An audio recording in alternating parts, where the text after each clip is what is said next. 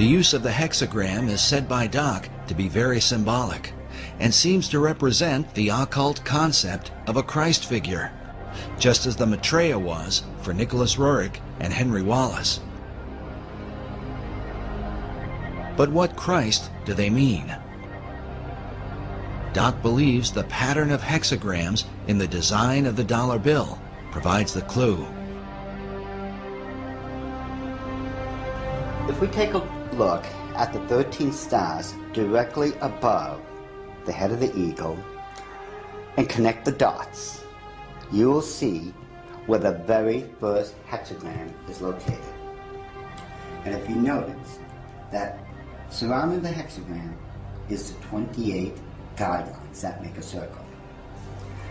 Now, inside every single point, the 6 points, is a star. There are 6 of them. They surround now the 7 stars. Remember, 6 is the number of man, 7 is the number of God. Now, it is man that is surrounding God or is placed above God. If what Doc is saying is true, this could represent the person the Bible calls the man of sin, who opposes and exalts himself above all that is called God or that is worshipped. Doc's interpretation seems to also fit the worship of Lucifer, for in the Bible, Lucifer declares that he will exalt his throne above the stars of God.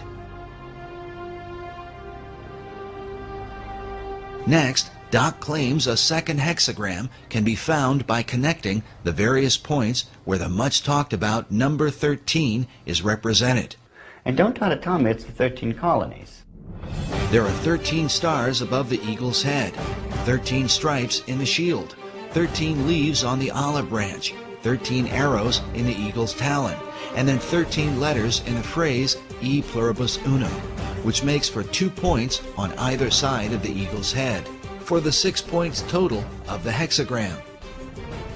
If we take a close look at the same seal and connect all the 13s together, just like we did when we were kids, when we were playing that game, connect the dots.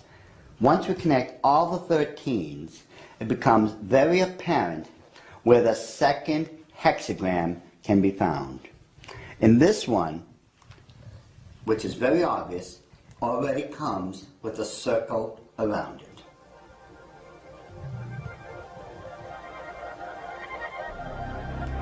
So this is the second hexagram here in figure 2.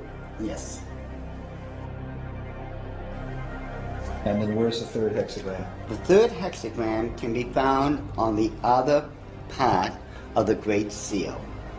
Again, connect all the 13 together, the 13 letters, the 13 steps in the pyramid, connect all this together.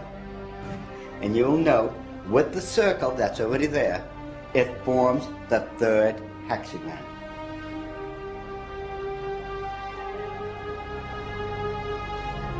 In other words, a 6, a 6, and a 6. A 6, 6, 6. Doc has deciphered a code that, if there, would glorify Lucifer's Messiah, whom the Bible calls the beast or Antichrist. In the book of Revelation, it reads, "Here is wisdom.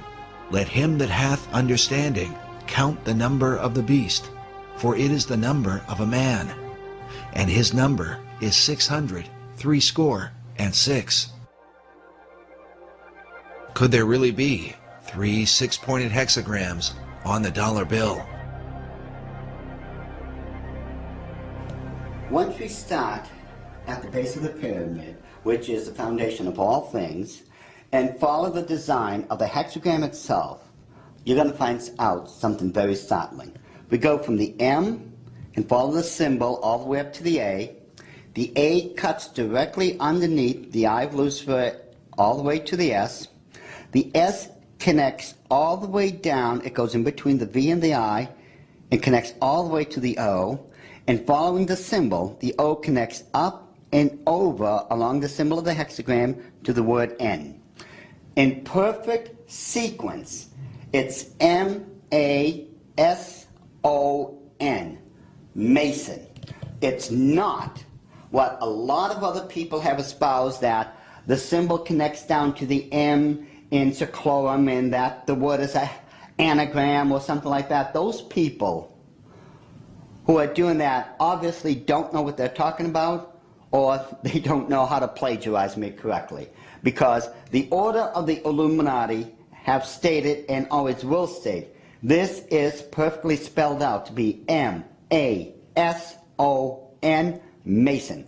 This points conclusively that the Masons have been involved in the Order of the Illuminati. This was back during the Council of Wilhelmsbad, which would have been July 16, 1782.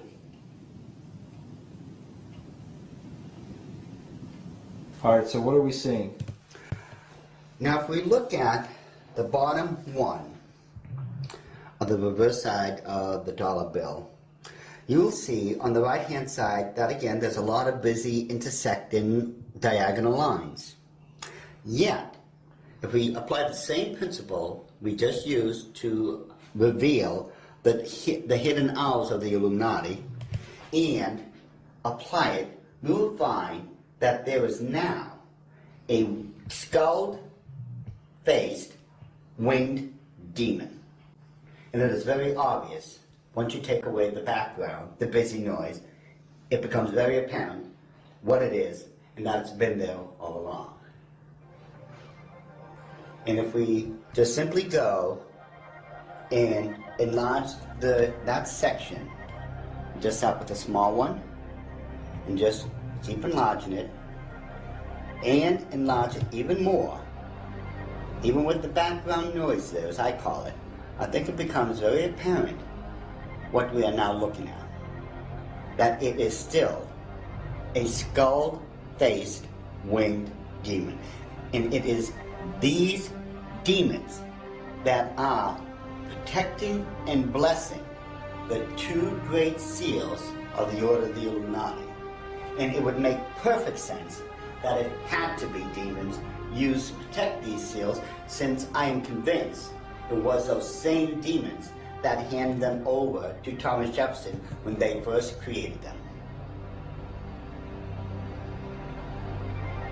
I am convinced, beyond all doubt, that that indeed was a demon sent up from the bowels of hell, probably under the direct orders of Lucifer himself.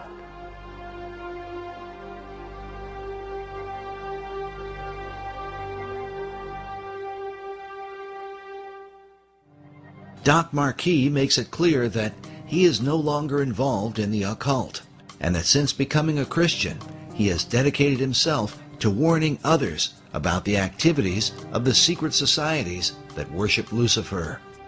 I've been doing this now since the late 70s, when I first left the Order of the Illuminati, and that's when, at that point, I had become a born-again Christian. At that time, I realized what I had been doing all along. Maybe in my own way of trying to make up for what I had done, and I've done a lot of heinous things in this life, I begin to wonder if I'm not trying to make up or atone for some of those things I had done. And I know in my heart of hearts that as a born-again child of the King, my sins have already been bought and paid for. But still, there's just that part of me that still feels so guilty about everything I've done.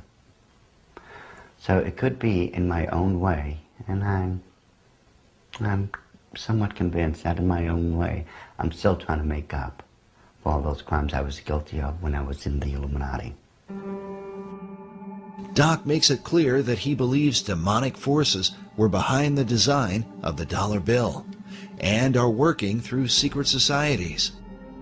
One of them is the Order of the Eastern Star, the female chapter of Freemasonry, whose icon is an inverted pentagram, a symbol associated with the satanic goat of Mendes.